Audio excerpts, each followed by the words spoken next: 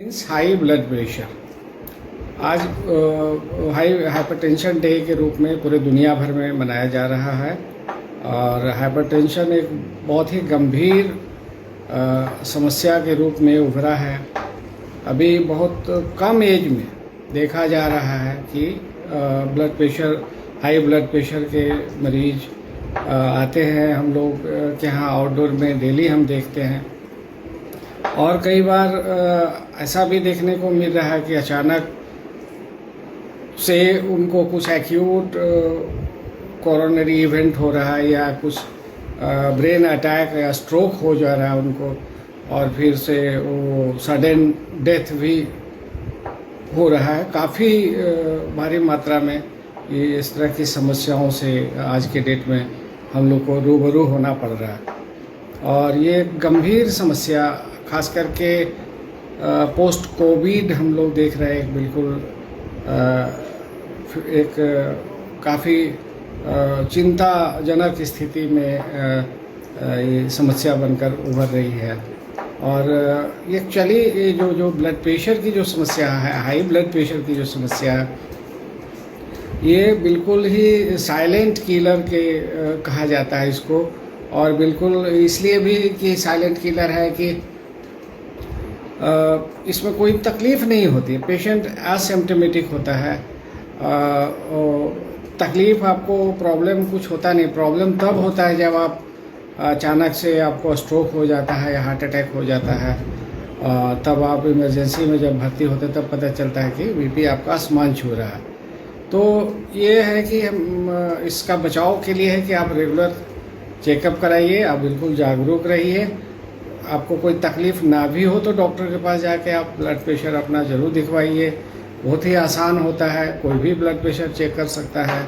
आज के डेट में बहुत एक्सपर्टीज़ का ज़रूरत नहीं है, डिजिटल भी मशीन आ गया है और खुद से भी आप घर में आप चेक कर सकते हैं। बहुत ज़्यादा कोई कॉस्टली भी मशीन नहीं होता है।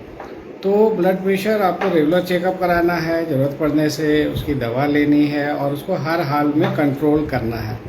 नहीं तो एक लंबे समय के बाद क्या होता है कि आपको कोई तकलीफ़ नहीं होता, आप खुशफहमी में होते हैं और पता चलता है कि over the period of time आपका जो है blood pressure high blood pressure की वजह से टारगेट ऑर्गन डैमेज हो जाता है। टारगेट ऑर्गन्स क्या क्या है, तो आप समझ लीजिए कि टारगेट ऑर्गन हमारे शरीर का जो भी वाइटल ऑर्गन है उसको ही टारगेट करता है। जैसे हार्ट है, ब्रेन है, किडनी है और जो खून की नली है, आँखों की जो नलियाँ होती है खून की, वो सबको ये प्रभावित करता है और पूरे शरीर की खून की नली को प्रभावित करता है।